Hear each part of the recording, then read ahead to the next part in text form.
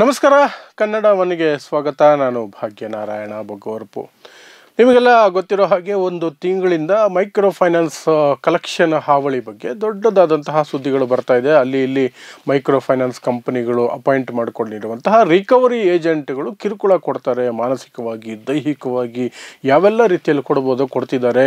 ನಮಗೆ ತಡ್ಕೊಳಕ್ಕಾಗ್ತಿಲ್ಲ ಅಂತ ಕೆಲವರು ಆತ್ಮಹತ್ಯೆಗಳು ಮಾಡ್ಕೊಂಡಿದ್ದಾರೆ, ಕೆಲವರು ಜೀವ ಬಿಟ್ಟಿದ್ದಾರೆ, ಕೆಲವರು ಊರು ಬಿಟ್ಟಿದ್ದಾರೆ, ಮನೆ ಬಿಟ್ಟಿದ್ದಾರೆ. ಏನೆಲ್ಲ ಆಗ್ತಾ ಇದೆ, ಇವತ್ತು ನಡೆದಿದೆ ಆತ್ಮಹತ್ಯೆ.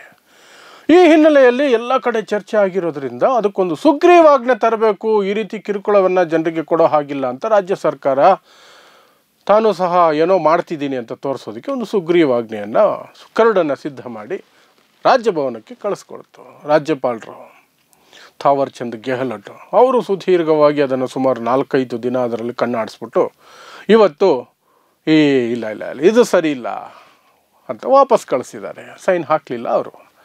ಹಾಗಾಗಿ ಅದು ಪೆಂಡಿಂಗ್ ಆಯಿತು. ಈಗ ಕಾಂಗ್ರೆಸ್ನವ್ರು ಹೇಳ್ತಿದ್ದಾರೆ ರಾಜ್ಯಪಾಲರು ಸರಿ ಇಲ್ಲ, ರಾಜ್ಯಪಾಲರು ಆಟ ಆಡ್ತಿದ್ದಾರೆ ಅಂತ. ಆದರೆ ವಾಸ್ತವ ಏನು ಅಂದರೆ ಇದು ರಾಜ್ಯಪಾಲರು ಮಾತ್ರ ಅಲ್ಲ, ಮಿಸ್ಟರ್ ಸಿದ್ದರಾಮಯ್ಯ, ಕರ್ನಾಟಕ ಸರ್ಕಾರ, ಕಾಂಗ್ರೆಸ್ ಸರ್ಕಾರ ಇಬ್ಬರ ಜಂಟಿ ನಾಟಕ ಇದು. ಕೊಟ್ಟಂಗೂ ಇರಬೇಕು, ಇಸ್ಕೊಂಡಂಗೂ ಇರಬಾರ್ದು. ಮೈಕ್ರೋ ಫೈನಾನ್ಸ್ ಮೇಲೆ ಕ್ರಮ ಕೈಗೊಳ್ಳೋದಕ್ಕೆ ಇಬ್ಬರಿಗೂ ಮನಸ್ಸಿಲ್ಲ. ಇದು ವಾಸ್ತವ. ಇಬ್ಬರಿಗೂ ಮನಸ್ಸಿಲ್ಲ. ಯಾಕೆಂದರೆ ಮೈಕ್ರೋ ಫೈನಾನ್ಸ್, ಯಾವುದೇ micro finance local leaders, politicians ಅವರ ನೆರಳಿಲ್ಲದೆ, ಅವರ ಸಪೋರ್ಟ್ ಇಲ್ಲದೆ, ಅಥವಾ ಅವರ ಪಾರ್ಟ್ನರ್ಶಿಪ್ಪೇ ಇರುತ್ತೆ ಸಾಕಷ್ಟು ಕಡೆ, ಅವರ ಇದರಲ್ಲೇ ನಡೀತಾ ಇರುತ್ತದೆ. ಅವರಿಗೆ ದುಡ್ಡು ಮಾಡ್ಕೊಳ್ಳೋಕೆ ಇರುವಂತಹ ಒಂದು ನಾನಾ ಮಾರ್ಗಗಳಲ್ಲಿ ಇದು ಒಂದು ಮಾರ್ಗ. ಮೈಕ್ರೋ ಫೈನಾನ್ಸ್ ಯಾವುದೋ ಮೂಲಕ ಬೇನಾಮಿ ಹೆಸರುಗಳಲ್ಲಿ ಒಂದು ಮೈಕ್ರೋ ಫೈನಾನ್ಸ್ ಕಂಪನಿಗಳನ್ನು ಸೃಷ್ಟಿ ಮಾಡೋದು, ಅಥವಾ ಯಾವುದೋ ಕಂಪನಿಗಳಿಂದ ಕಮಿಷನ್ ಪಡ್ಕೊಳ್ಳೋದು, ಯಾವುದೋ ಒಂದು ರೀತಿಯಲ್ಲಿ ರಾಜಕಾರಣಿಗಳಿಗೆ ಲಿಂಕ್ ಆಗಿರ್ತಾರೆ. ಇಲ್ಲಾಂದರೆ ಮೈಕ್ರೋ ಫೈನಾನ್ಸ್ಗಳು ನಡೆಸೋದು ಭಾರಿ ಕಷ್ಟ. ಪ್ಲಸ್ ಪೊಲೀಸರು ಸಹ ಅವ್ರ ಹತ್ರ ಆಗಿಂದಾಗೆ ಮೀಟಿಂಗ್ಗಳು ಮಾಡಿ ಏನು ಪಡ್ಕೋಬೇಕು ಅದನ್ನು ಪಡ್ಕೊಂಡೇ ಮಾಡ್ತಿರ್ತಾರೆ. ಇಲ್ಲಾಂದರೆ ಈ ರೀತಿಯಾಗಿ ಓಪನ್ ಆಗಿ ಮನೆಯಲ್ಲಿ ಕೂತ್ಕೊಂಡು ದೌರ್ಜನ್ಯ ನಡೆಸೋಷ್ಟು ಧೈರ್ಯ ಏಜೆಂಟ್ಗಳಿಗೆ ಬರಲ್ಲ.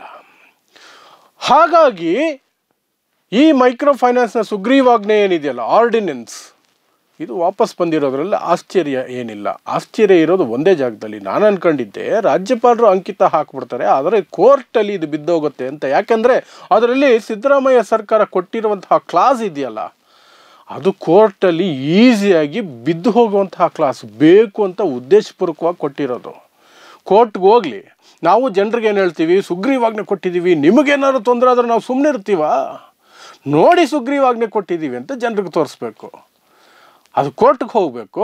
ಕೋರ್ಟ್ಗೆ ಹೋಗಿದ್ದು ಒಂದೇ ದಿನಕ್ಕೆ ಟಪಕ್ ಅಂತ ಬಿದ್ದೋಗ್ಬಿಡ್ಬೇಕು. ಆಮೇಲೆ ಏನು ಹೇಳ್ತಾರೆ ಇವರು, ಸಿದ್ದರಾಮಯ್ಯನವರು, ಸರ್ಕಾರ, ನಮ್ಮ ಪ್ರಯತ್ನ ನಾವು ಮಾಡಿದ್ವಿ, ಹಾಳಾದ ಕೋರ್ಟ್ಗಳು ಹಿಂಗೆ ಮಾಡಿಬಿಟ್ಟು ಅಲ್ಲಪ್ಪ, ನಾವೇನು ಮಾಡೋದು, ನೀವು ಕಂಟಿನ್ಯೂ ಮಾಡಿ ನೇಣು ಹಾಕೊಳ್ಳೋದು ಅನ್ನೋ ರೀತಿಯಲ್ಲಿ ಹೇಳಬೇಕು ಅಂತ ಸ್ಕೆಚ್ ಹಾಕೊಂಡಿದ್ರು. ಆದರೆ ಯಾಕೋ ಅದು 2ನೇ ಹಂತಕ್ಕೆ ಹೋಗಲಿಲ್ಲ, ಕೋರ್ಟ್ವರೆಗೂ ಹೋಗಲಿಲ್ಲ. ರಾಜ್ಯಪಾಲರೇ ಅದಕ್ಕೆ ಇದಿಟ್ಬಿಟ್ರು, ವಾಪಸ್ ಕೊಡಿಸಿ ಹೇಳಿದ್ರು ಇದರಲ್ಲಿರುವಂತಹ ಸಾಕಷ್ಟು ಅಂಶಗಳು ವಿಚಿತ್ರವಾಗಿದ್ದಾವೆ.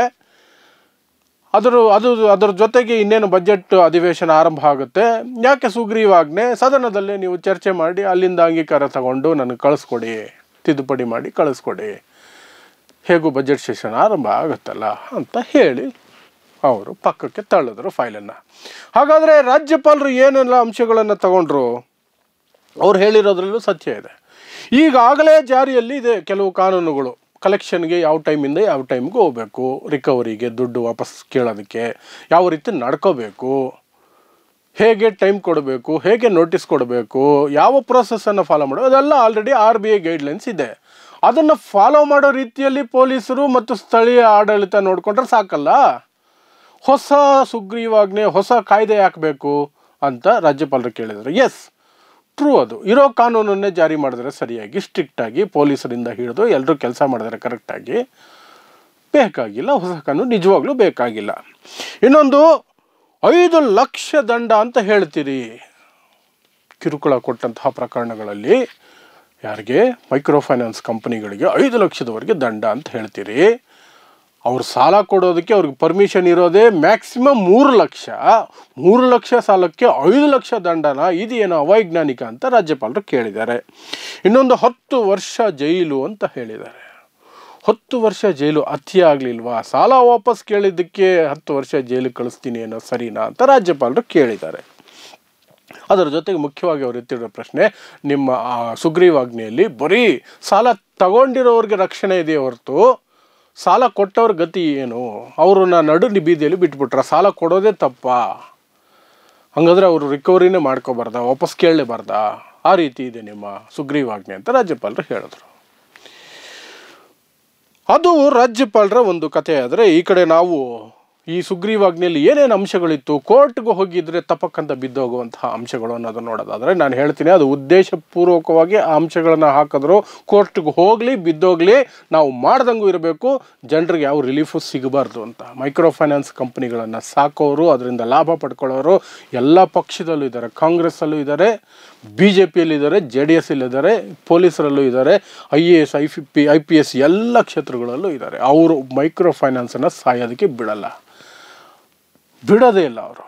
ಹಾಗಾಗಿ ಈ ಸುಗ್ರೀವಾಜ್ಞೆ ಹೊರಡಿಸ್ಬೇಕು, ಕೋರ್ಟ್ಗೆ ಹೋಗಬೇಕು, ಅಲ್ಲಿ ಬಿದ್ದೋಗಬೇಕು, ಇದು ಪ್ಲ್ಯಾನ್ ಆಗಿತ್ತು. ಏನೇನು ಅಂಶಗಳಿತ್ತು ನಾನು ಮೊದಲೇ ಹೇಳ್ದಂಗೆ, 10 ವರ್ಷಗಳವರೆಗೆ ಜೈಲು, 5 ಲಕ್ಷ ದಂಡ. ಇದನ್ನು ಕೋರ್ಟ್ ಯಾವತ್ತೂ ಒಪ್ತಾನೇ ಇರಲಿಲ್ಲ. ಸಾಲ ಮರುಪಾವತಿ ಮಾಡದವರ ವಿರುದ್ಧ ಕೋರ್ಟಿಗೆ ಹೋಗುವ ಹಾಗಿಲ್ಲ ಮೈಕ್ರೋ ಫೈನಾನ್ಸ್ ಕಂಪನಿಗಳು. ಇದನ್ನು ಕೋರ್ಟ್ ಒಪ್ಪುತ್ತಾ? ಅವ್ರು ಸಾಲ ವಾಪಸ್ ಕೊಟ್ಟಿಲ್ಲ ಅಂದರೆ ನೀವು ನಮ್ಮ ಹತ್ರ ಬರೋಂಗೇ ಇಲ್ಲ, ಕೋರ್ಟಿಗೆ ಬರೋಂಗೇ ಇಲ್ಲ ಅಂತ ಕೋರ್ಟ್ ಒಪ್ಕೊಳ್ತಿತ್ತ? ಯಾರಾದರೂ ಕೋರ್ಟ್ಗೆ ಹೋಗಿದ್ದರೆ ಏನ್ರಿ ಇದು ಸುಗ್ರೀವಾಜ್ಞೆ ಹಿಂಗೆ ಕೊಟ್ಟಿದ್ದಾರೆ ಅಂತ ಕೋರ್ಟ್ ಅದನ್ನು ಕಿತ್ತು ಬಿಸಾಕ್ತಿತ್ತು. ಇಂತಹ ಅಂಶಗಳನ್ನೇ ಅದು ಹೆಚ್ಚಾಗಿ ಇಟ್ಕೊಂಡಿದೆ. ಆಂಬುಡ್ಸ್ಮನ್ ಅಪಾಯಿಂಟ್ ಮಾಡಬೇಕು ಪ್ರತಿ ಇದರಲ್ಲೂ. ಮತ್ತು ಯಾವ ಫೈನಾನ್ಸ್ ಕಂಪನಿ ಸಾಲ ಕೊಡುತ್ತೋ ಆ ಪ್ರದೇಶದಲ್ಲಿ ಅವ್ರದ್ದು ಆಫೀಸ್ ಇರಬೇಕು. ಈ ರೀತಿ ಪ್ರಾಕ್ಟಿಕಲ್ ಆಗಿ ಪಾಸಿಬಲ್ ಇಲ್ಲದೇ ಇರುವಂತಹ ಎಲ್ಲ ಅಂಶಗಳನ್ನು ಮೈಕ್ರೋ ಫೈನಾನ್ಸ್, ಸಣ್ಣ ಕಂಪನಿಗಳು ಮೈಕ್ರೋ ಫೈನಾನ್ಸ್ ಮೇಲೆ ಹೇರುವಂತಹ ಪ್ರಯತ್ನವನ್ನು, ಅಥವಾ ಈ ಸುಗ್ರೀವಾಜ್ಞೆಯಲ್ಲಿ ಅದನ್ನು ತರುವಂತಹ ಪ್ರಯತ್ನವನ್ನು, ಅಂಶಗಳನ್ನು ಅದರಲ್ಲಿ ತುಂಬಿಸಿದ್ರು. ನಾನು ಮೊದಲೇ ಹೇಳ್ದಂಗೆ ಇದು ಕೋರ್ಟ್ಗೆ ಹೋಗಲಿ ಬಿದ್ದೋಗಲಿ ಅನ್ನೋ ಕಾರಣಕ್ಕೆ ಮಾಡಿದ್ದಿತ್ತು ಅಷ್ಟೇ, ಇನ್ನೇನೂ ಇಲ್ಲ. ಯಾಕಂದರೆ ಸಾಲಗಾರರು ಸಾಯ್ತಿದ್ರು, ಕಿರುಕುಳ ಆಗ್ತಿತ್ತು ಅಂತ ಗಲಾಟೆಗಳು ನಡೀತಾ ಇತ್ತು. ಅವ್ರಿಗೆ ಸಮಾಧಾನ ಮಾಡೋದಕ್ಕೆ ಏನೋ ಒಂದು ಮಾಡಬೇಕು ಅಂತ ಮಾಡ್ತಿದ್ರು. ಹಾಗಾದರೆ ಏನು ಮಾಡಬೇಕು? ಸರ್ಕಾರ ಮಾಡಿದ ತಪ್ಪು, ರಾಜ್ಯಪಾಲರು ಮಾಡಿದ್ದು ತಪ್ಪು, ಎಲ್ಲರೂ ಇದೇ ಮಾಡ್ತಿದ್ದಾರೆ ಅಂದರೆ ಏನಪ್ಪ ಮಾಡಬೇಕು ಅಂತ ನೀವು ನನ್ನನ್ನು ಪ್ರಶ್ನೆ ಕೇಳ್ಬೋದು. ಫಸ್ಟು ಪೊಲೀಸ್ ವ್ಯವಸ್ಥೆನ ಟೈಟ್ ಮಾಡಿ. ಸಾಲ ವಸೂಲಾತಿಗೆ ಏನು RBI ಗೈಡ್ಲೈನ್ಸ್ ಇದೆಯೋ ಅದನ್ನು ಕರೆಕ್ಟಾಗಿ ಫಾಲೋ ಆಗ್ತಿದೆಯಾ ಅನ್ನೋದ್ರ ಬಗ್ಗೆ ಗಮನ ಕೊಡಿ. ಮತ್ತು ಬ್ಯಾಂಕುಗಳು ಸಾಲ ಕೊಡ್ತಾವಲ್ಲ, ಒಂದೇ ವ್ಯಕ್ತಿಗೆ 7-8 ಬ್ಯಾಂಕುಗಳು ಸಾಲ ಕೊಡ್ತಾವಲ್ಲ, ಅದನ್ನು ತಡೀರಿ. ಬ್ಯಾಂಕುಗಳಿಗೆ ಹೇಳಿ, ನಿಮ್ಮಲ್ಲಿ ಅಪ್ಡೇಟ್ ಸಿಗುತ್ತೆ, ಆಧಾರು ಪ್ಯಾನ್ ಕಾರ್ಡು ಕೊಟ್ಟಿರ್ತಾರೆ, ಒಂದು ಬ್ಯಾಂಕಲ್ಲಿ ಕೊಟ್ಟಿದ್ದಾರೆ, ಅವರ ಆದಾಯ ಎಷ್ಟಿದೆ, ಅವ್ರಿಗೆ ಆಲ್ರೆಡಿ ಎಷ್ಟು ಸಾಲ ಇದೆ, ಇದರ ಮೇಲೆ ಸಾಲ ಕೊಟ್ಟರೆ ವಾಪಸ್ ಬರುತ್ತಾ ಅನ್ನೋದ್ರ ಬಗ್ಗೆ ನಿಮಗೆ ಮಾಹಿತಿ ಇರಬೇಕು, ನಿಮಗೆ ಖಾತ್ರಿ ಇರಬೇಕು. ಆ ನಂತರ ಮಾತ್ರ ಸಾಲ ಕೊಡಿ, ಇಲ್ಲದೆ ಹೋದರೆ ಕೊಡಬೇಡಿ, ನಿಮಗೆ ಆಲ್ರೆಡಿ ಸಾಲ ಇದೆ, ಕೊಡೋಕ್ಕಾಗಲ್ಲ ಅಂತ ಹೇಳಿ ಅಂತ ಆ ಮೈಕ್ರೋ ಫೈನಾನ್ಸ್ಗಳು ಹೇಳಿ. ಪ್ಲಸ್ ನಿಮ್ಮದೇ ಪಕ್ಷದ ಅಥವಾ ಯಾವುದೇ ಪಕ್ಷದ ರಾಜಕಾರಣಿಗಳೂ ಸೇರಿದಂತೆ ಆಡಳಿತ ವ್ಯವಸ್ಥೆಯಲ್ಲಿರುವಂಥವರು ಯಾರೆಲ್ಲ ಮೈಕ್ರೋ ಫೈನಾನ್ಸಲ್ಲಿ ಕದ್ದು ಮುಚ್ಚಿ ಬೇನಾಮಿ ಹೆಸರಲ್ಲಿ ಏನೆಲ್ಲ ಮಾಡ್ತಿದ್ದಾರಲ್ಲ, ಅದನ್ನು ಮೊದಲು ತಡೀರಿ.